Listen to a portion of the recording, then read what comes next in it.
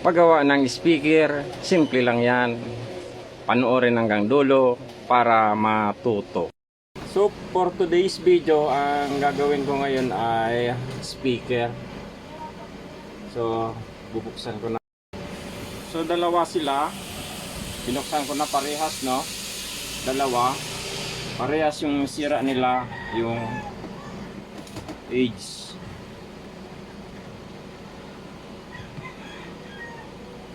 Yeah. Parehas ang sira. So ang gagawin dito, tatanggalin muna yung mga tornilyo nya. Ayan. Tatanggalin. Step po, tatanggalin lang natin itong cover dito, yung guma. So ayan, nalinis ko na yung gilid. Ayan, malinis na. So ang susunod ko naman na gagawin, tatanggalin ko ito dito, itong gilid na to, itong edge, para ito pa rin ang gagamitin na cone, kasi ito yung original nya.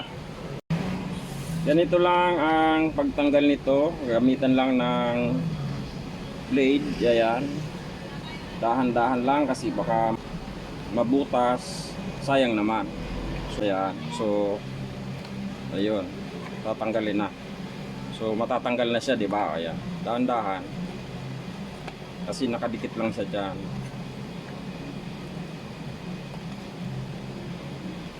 So okay.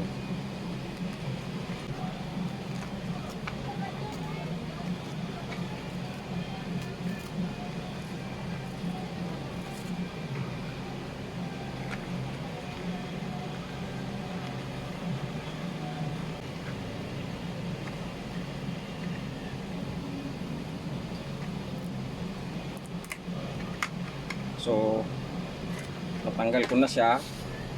O yan. Ngayon, ito naman ngayon ang ilalagay dito. Okay na.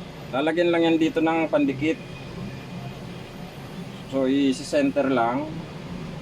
Ayan. Pag naka ano na siya, naka-center na, lalagyan ng pandikit.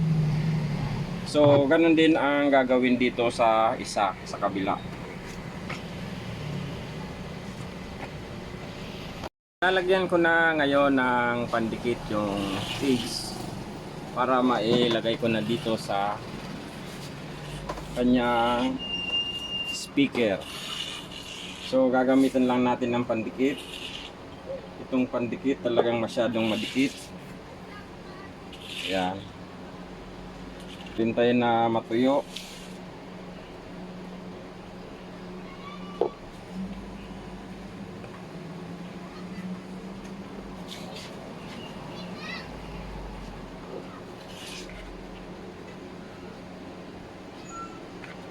Yan ko lang siya ng pandikit para maglagay sa dito sa edge. Sana hindi mapanis. Kasi kinamay eh. So ayan, paikot yan. Paikot. Kailangan lahat malagyan dahil kumakaldag yan, kumakaldag para hindi siya bumitaw. Gumagalaw-galaw kasi yan eh, nagbabounce. So kailangan madikit siya, kaya kailangan lahat lagyan. Yan, patutuyuin lang ng ilang minuto, tapos pwede na siyang ilagay. So simple lang naman ang paggawa ng speaker. Kung time ko ito na gumawa ng ganitong speaker dahil lang sa reels. So natutunan ko na speaker kasi dati pinapagawa ko lang ito doon sa technician ko. So dahil sa reels may content, no? So sinubukan ko na rin gumawa. Align, dahan-dahan na i-align.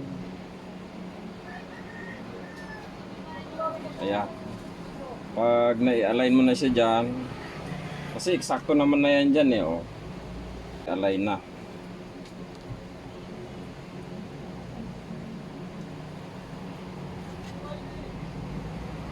So sa paggawa naman ng ganito, kailangan lang talaga ng tiyaga. Tiyaga lang. Kumakaldag siya dyan, oh. So kailangan mo yan dyan idikit. So dinidikit ko na siya ngayon. Ayan, naka-center na. Dapat naka ano yan dyan, para pag kumaldag yan. Ayan.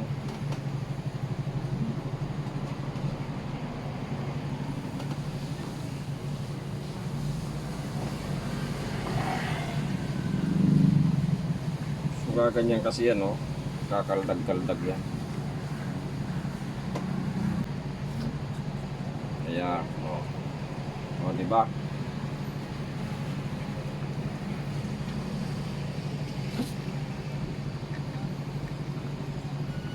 So ihilot-hilutin lang yan dahil ano naman yan eh. Pwede namang hilot-hilutin ng guma. Okay na.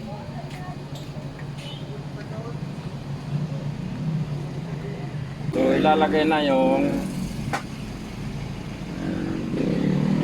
goma na protection dito sa cone. Ayan.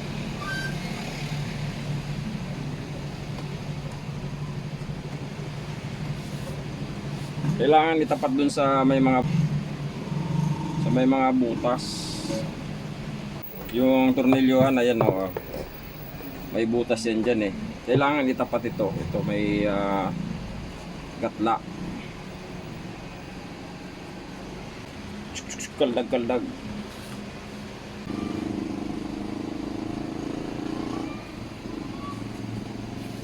So ganyan lang ang paggawa.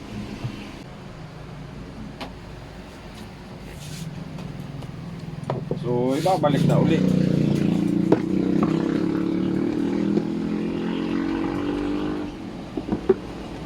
Natanggal na yung ano dito.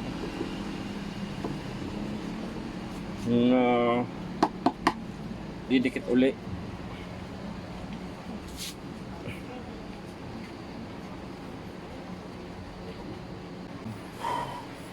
Ihipan para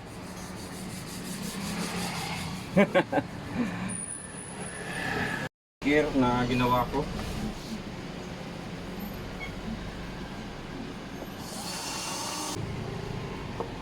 Maya lang i-test ko siya.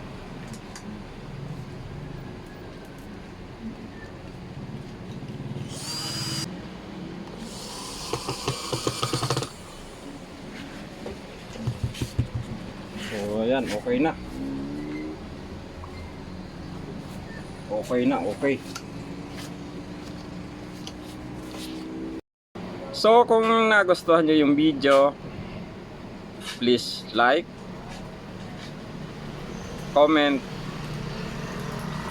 at pakishare na rin. Salamat sa inyong lahat. Basta't may sira, JL. Diyos mabalos po sa Indogabos.